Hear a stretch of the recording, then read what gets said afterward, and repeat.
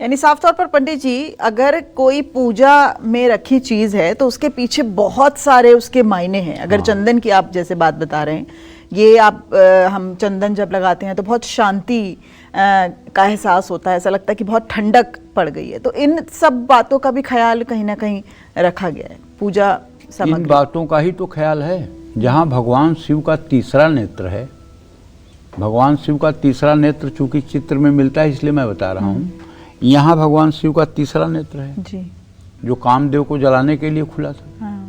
यहीं पर तो चंदन लगाया जाता है, स्त्री हो या पुरुष। जी, हाँ, किसी भी संप्रदाय से जुड़ा हो, चाहे वैष्णव संप्रदाय हो चाहे शैव संप्रदाय हो, यहाँ चंदन तो सब लगाते हैं। और यहाँ चंदन लगाने का मतलब है कि तीसरी आंख को एक्टिव करना, शांत करना, एक्टिव करना, शांत करना। तीसरी आंख का मतलब होता है रौद्र रूप नहीं, तीसरी आंख का ये भी मतलब होता है भूत भविष्य वर्तमान के बारे में जानकारी होना। मतलब जिसको अंतरचक्षु कहते हैं। अंतरचक्षु का मतलब है कि अपने दिव्य ज्ञान के द्वारा सारी चीज़ों को जान जाना जी।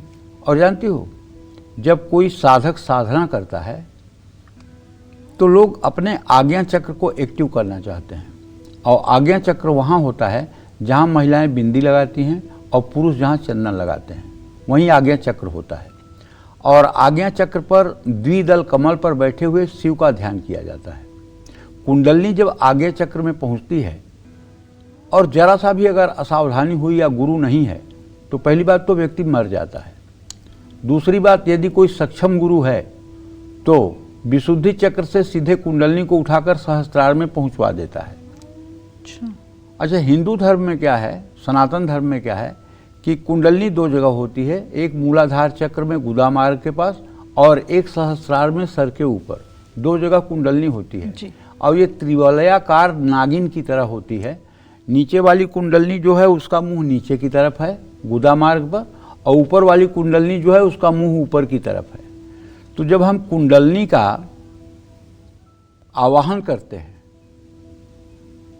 तो ये कुंडलनी बहुत तेजी से अपने स्थान से चल देती है।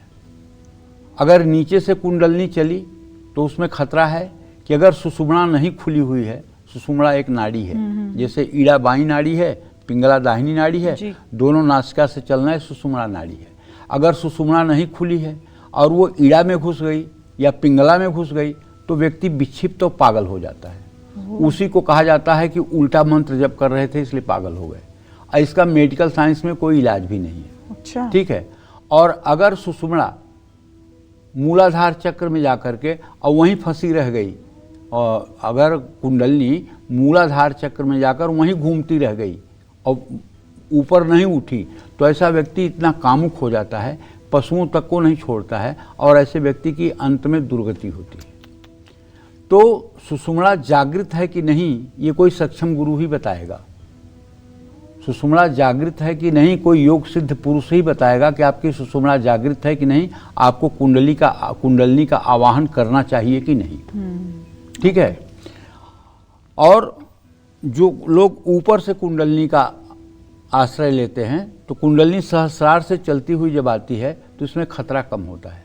जैसे आप राम कह के देखिए, राम माँ आप कहोगे तो कपाट बंद हो जाएगा मुंह का। रा से ऋतु रसाणाम मूर्धा, मूर्धा से स्वर आएगा और माँ कहने पे कपाट आपका बंद हो जाएगा। राम, मुंह बंद हो गया और पेट फूल गया। राम कहने के बाद पेट फूल गया। अब बात करते हैं चंदन के तिलक की। चंदन का तिलक लगाने से हमें कौन कौन से फायदे मिल सकते हैं, आइए जानते हैं पंडित जी से। पंडित जी, इन फायदों का। चंदन कीटाणुनाशक होने के कारण एक बेहतरीन हर्बल एंटीसेप्टिक है। चंदन का तिलक लगाने से बुरे विचार मन में कम ही आते हैं। चंदन का तिलक ज्ञान तंतुओं की क्रियाशीलता को बढ़ाता है। शिवलिंग का अभिषेक चंदन से किया जाता है।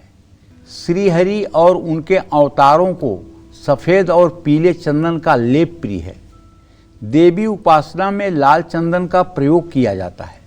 ज्योतिष शास्त्र के अनुसार चंदन की लकड़ी से माता सरस्वती, माता लक्ष्मी और गायत्री माता का जप करने से शुभ लाभ की प्राप्ति होती है। शास्त्रों के अनुसार माँ दुर्गा की उपासना चंदन की लकड़ी से करने से मंगल ग्रह का दोष दूर होता है। सफ़ेद चंदन की माला से माँ सरस्वती, महालक्ष्मी और गायत्री मंत्रों का जप करना सबसे शुभकारी माना जाता है। जय माँ विंध्यवासिनी।